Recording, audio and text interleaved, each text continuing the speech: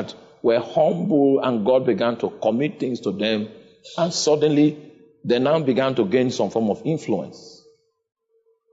So they started becoming loose, and they accepted principles that were not really Christ principles. Some antichrist technology, some antichrist principles. And it was working for some time. And then they became victims of those principles that they subscribed to, because every principle is connected to a principality. Every principle.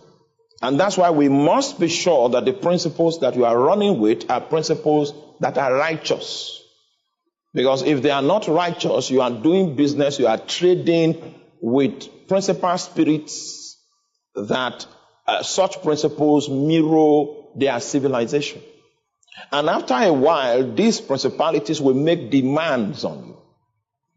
And when they do, you see, you are profiting from unrighteousness. You are profiting from strategies that sustain textures that are anti-kingdom. But it seems to be bringing results. And this generation is a generation of results. You know. And that's why we eventually get to accept the tree of the knowledge of good and evil, because it can produce results. Meanwhile, there is no life of God in those results that are produced. It will come to a time where the principles will overwhelm the entire system, and the principality will begin to make demands. At such a time, you cannot escape. Because if you escape, it means that the system you have built is going to suffer loss. And no one wants to be seen as a failure. So in order for him to keep that shape of success in the eyes of men, he will be in a situation where he will use his will apart from the will of God.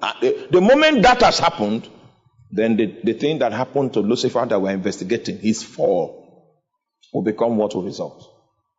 And these guys, they served God at some point, but through principles. And these principles that they adopted was drawn from appetites that were not submitted to God. And those appetites became the platform of a new civilization in deviation from God's expectation. See, the extent to which God can move and continue to move in your life is the degree to which you are submitted to his will. That thing called the will of God is a big matter. Don't stray away from it. The way to judge your compliance in kingdom things is the will of God that your life is administering. If your life wanders away from that crucible, you become an enemy of God without knowing it. You become an enemy of God and you are yet speaking in tongues.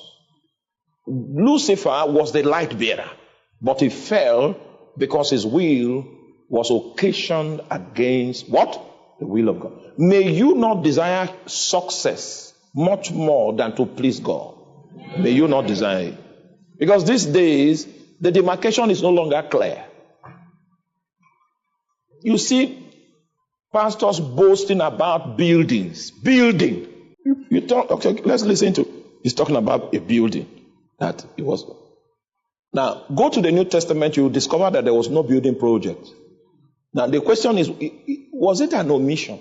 The fact that you could build something is not an indication of the fact that there's revival. Meanwhile, we need buildings because we need to be delivered from the elements. But the fact that we were able to secure a building is not a proof that God's kingdom has been established. It's not a proof. Because a building is a tool. Just like your computer is a tool. You have a computer, does that mean you have finished work? You just have a tool that will help you do what you are employed to do. This building is a tool. A tool cannot be an end. A tool is a means. So we cannot start boasting about buildings. In fact, if you are boasting about buildings, it means you have lost sight of the goal. That's why you are in transit and you are boasting. It's very easy for you to veer off, and it is it is predicated on wrong appetites. And that's why we need to test our hearts again and again to see if we're still in line. Especially when we begin to become prominent, we start becoming financially buoyant, and you can do so many things without having to pray.